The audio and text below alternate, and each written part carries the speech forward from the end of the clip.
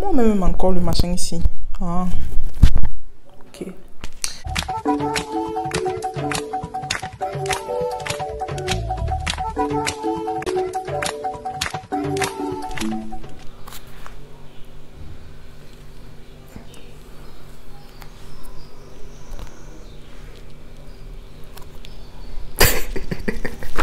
Bon, je peux me montrer ou bien vous allez me tomber dessus parce que ça fait longtemps que je vous ai abandonné. Je demande juste. Donc voilà, salut les amis. Je vous jure au nom de Dieu que je sais que c'est abusé. Ça fait 2 mois que je suis partie. Pour pas changer, je sais que ça fait longtemps que je suis partie. Ok, je sais même pas si je devais commencer à me justifier, je crois qu'on n'en finirait pas. Hein. Il y a déjà le manque de motivation parfois, il y a les prétextes, il y a les jours où tu veux bien faire une vidéo, mais comme en fait tu t'es assez d'une dummy pour choisir de faire une chaîne qui ne traite que de sujets super sensibles, donc qui méritent réflexion profonde, tu peux pas juste hasarder à te mettre devant ta caméra et faire une vidéo. Bon, ça c'était mon choix personnel, donc voilà, comprenez-moi mes amis. C'est que je vous ai laissé seul pendant longtemps. Ça c'est le moment où je mets You Were Not Alone de Michael Jackson en fond pour donner un effet plus dramatique, mais puisque nous avons découvert que You Were Not Alone justement a été écrite par Kelly pour une de ses victimes de pédophilie qui l'a engrossée.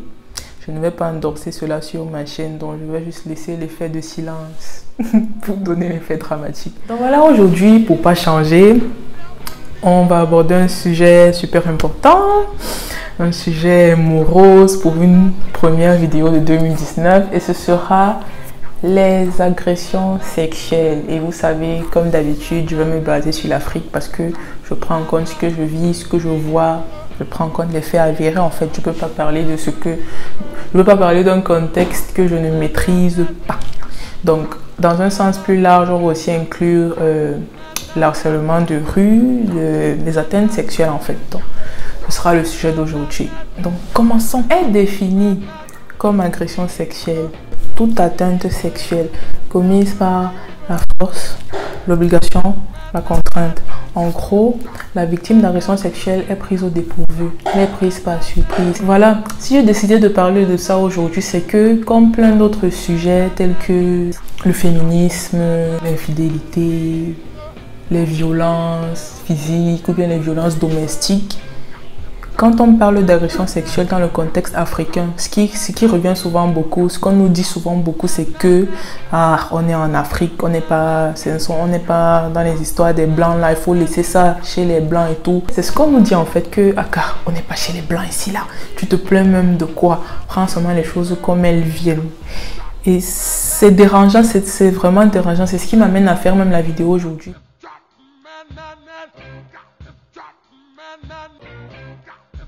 Pour moi, pour que ces agressions sexuelles soient autant monnaie courante, c'est qu'on part bel et bien du postulat que le corps d'une femme ne lui appartient véritablement pas. On part du postulat que le corps d'une femme est prédisposé à satisfaire les besoins des autres.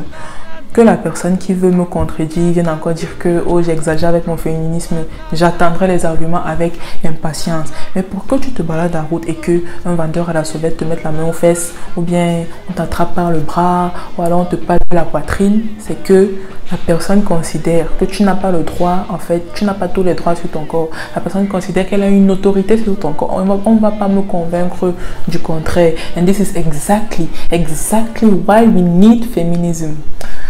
Je me calme, je suis déjà en train de m'énerver. Je me calme. En Afrique, surtout au Cameroun, les agressions sexuelles se produisent très souvent en public en fait. Il ne faut pas nécessairement que vous soyez enfermé dans les 4 murs d'une pièce pour qu'une agression sexuelle surgisse. Et c'est tellement banalisé. Pourquoi? Parce que ça se produit dans des lieux comme les marchés, les rues qui sont bondées, enfin, là où il y a plein de monde, genre là où la vie ne s'arrête jamais, les gens marchent, ils courent, les gens vont au travail, ou bien, en fait, il se passe tellement de choses dans les rues du Cameroun, de Yaoundé plus précisément, que quand ça arrive, personne on a le temps de se rendre compte, ou en fait les gens se rendent compte mais ils font comme si de rien n'était parce que peut-être ils ont plus important à faire, ou alors ils sont en train d'aller au travail, ou alors ils ont faim, ils ne vous gèrent même pas en fait, ils n'ont pas votre temps. Il n'est pas rare que tu vas au marché comme ça, quelqu'un veut te vendre un habit, quelqu'un veut te vendre un vêtement. En fait, pour t'appeler, ce qu'il va faire, c'est que il va d'abord commencer à faire des commentaires sur ton physique. Oh ma chérie, tu as les seins, hein? Ma chérie, tu as les beaux seins, faut venir prendre le aussi, ça va t'aller, machin. Il peut t'attraper par le bras, il va te saisir par le bras, il va se mettre à te toucher de partout, tout ça pour que tu viennes acheter le vêtement. Et en fait, dans le contexte africain, il arrive un âge où tu es censé aller au marché seul. Mais pour être honnête, moi, cet âge-là, c'est pas que ça n'est jamais arrivé, c'est que c'est arrivé, mais moi j'ai zappé parce que des choses comme ça me donnent de l'anxiété. Ça me donne de l'anxiété quand je dis aux gens que je veux pas aller au marché. Ils se disent que, oh, peut-être que Leslie fait ça blanche, mais c'est juste que ça me rend anxieuse. Tu es en train de marcher, quelqu'un sort de nulle part, il t'arrête, d'autres te mettent la main aux fesses, d'autres, je sais pas, ils croient qu'ils sont tout permis et c'est stressant. C'est vraiment stressant, ça me donne vraiment de l'anxiété. C'est pour ça que moi je fais mes courses, je sais pas, si ça ne passe pas devant chez moi ou bien si je ne vais pas en boutique, genre je préfère ne pas faire mes courses parce que c'est sincèrement stressant. Moi ce qui me choque au Cameroun, c'est que c'est tellement monnaie courante que nous en fait, les principales victimes de cette pratique, on arrive à ignorer ça. Je parle par expérience parce que bon, ça m'est arrivé. En décembre, je marchais, je faisais mes courses vers la poste centrale pour les connaisseurs. Il y a un vendeur qui me dit que oh ma chérie, tu as de beaux seins, tu veux pas venir que je un peu ça pour que ça diminue. Et un autre m'a dit oh ma chérie, tu as de grosses fesses, tout ça c'est pour s'asseoir. Déjà sur le moment en fait j'ai ri parce que il faut avouer qu'il faut leur accorder ça, il faut rendre à César ce qui appartient à César. Ils sont très très créatifs. Ou comme avec des remarques comme ça, c'est très très créatif. Franchement, c'est trop original. Je me suis retrouvée en fait en train de sourire.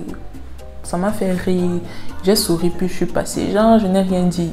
J'ai même pas objecté, j'ai même pas protesté. Je n'ai rien dit, j'ai juste continué ma route. C'est pour vous dire à quel point cette culture-là est tellement normalisée que tu es même fatigué en fait. Tu te dis que tu vas protester maintenant. Là, qui va t'écouter? Ça va servir à quoi? Tu as des choses à faire. Le temps n'est pas de ton côté. Tu continues juste ta route en fait. Donc voilà, au Cameroun, si on t'agresse sexuellement en public, en fait, tu vas te tourner vers qui?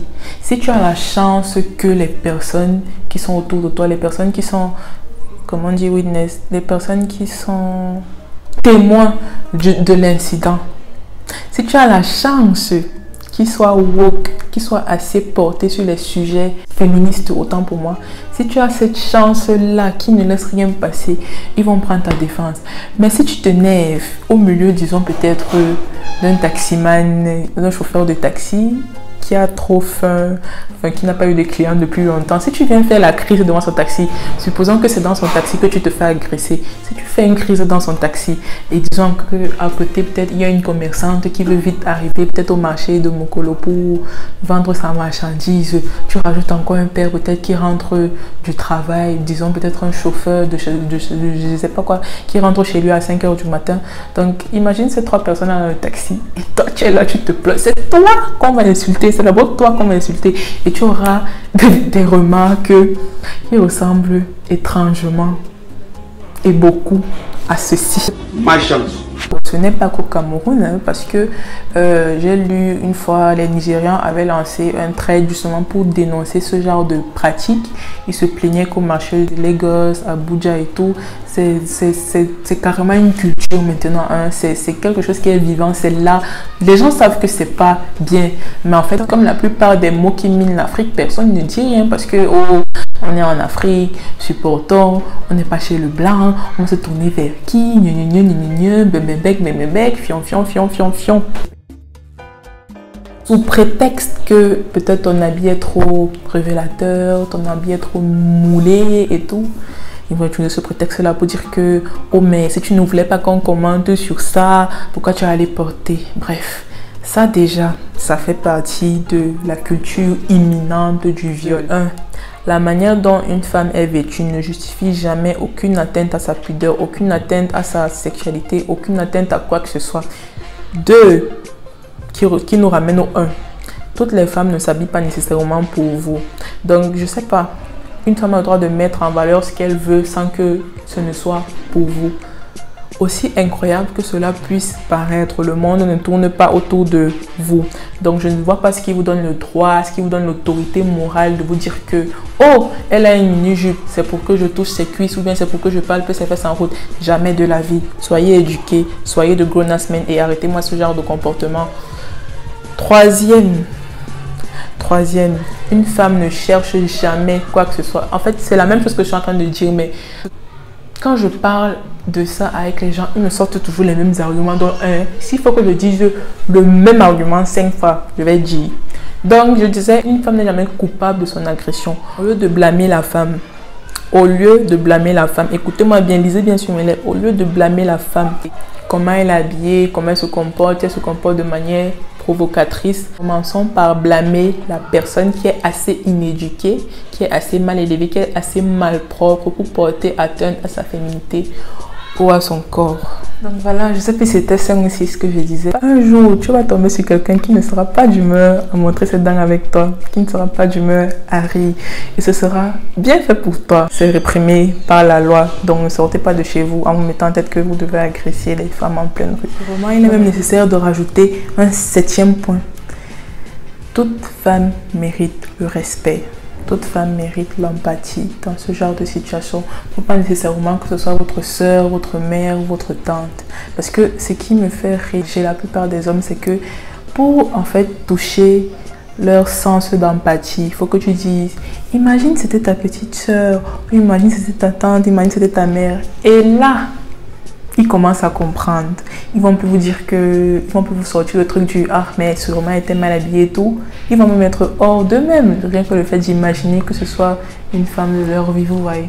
Donc ça, c'est un comportement très problématique parce qu'il ne faut pas nécessairement que quelqu'un soit de votre famille ou qu'elle mérite votre empathie. Genre, toutes les victimes méritent compassion, empathie et surtout que vous les aidiez afin de ne même pas être des victimes in the first place. J'estime que vous êtes déjà assez confortable sur cette terre pour ne pas en fait back up des victimes en fait.